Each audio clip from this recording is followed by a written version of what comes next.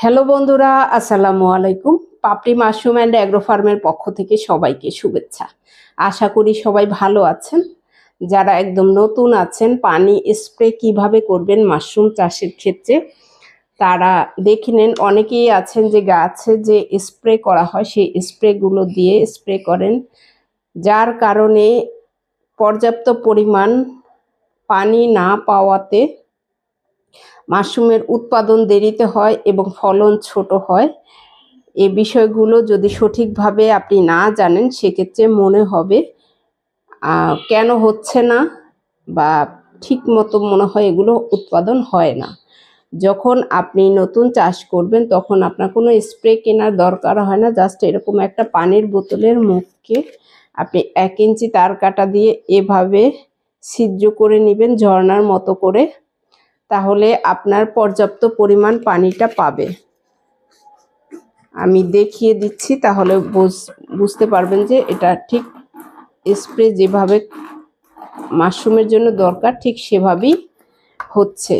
আপনি পানি স্প্রে করবেন 1 ফিট দূরত্বে, অর্থাৎ আপনার স্পুন যে বরাবর আছে কাছে থেকে আপনি পানি স্প্রে করবেন না। অনেকেই করে থাকেন হাতের কাছে নিয়ে অথবা স্পুন প্যাকেটের একদম গা ঘেঁষে পানি স্প্রে করে থাকেন। সেক্ষেত্রে প্যাকেটের মধ্যে পানি জমে যায়, প্যাকেট পচে যায়, পোকা ধরে, নানাবিধ সমস্যা হয়। 1 ফিট দূরত্বে যখন আপনি পানি স্প্রে করবেন, অর্থাৎ 1 হাত পরিমাণ দূরত্ব যখন আপনি পানি স্প্রে করবেন তখন আপনার প্যাকেটের গায়ে পানি পুরোপুরিভাবে স্প্রে হবে, অর্থাৎ শুধু কাটা জায়গাতেই স্প্রে করতে হবে না, পুরো প্যাকেটটাতে ভিজিয়ে দিতে হবে।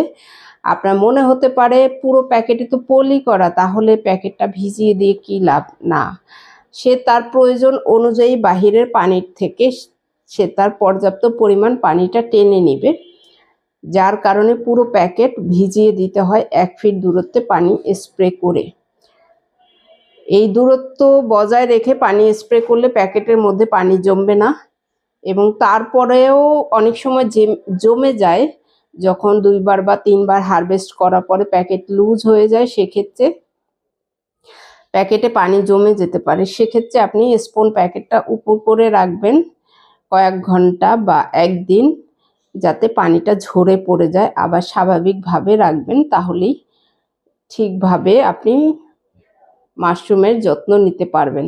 আশা করি ভিডিওটি দেখে উপকৃত হবেন। ভালো থাকুন, সুস্থ থাকুন এবং নিজ ঘরে ঘরে মাশরুম চাষ করে নিজের পুষ্টি চাহিদা মিটিয়ে তুলুন।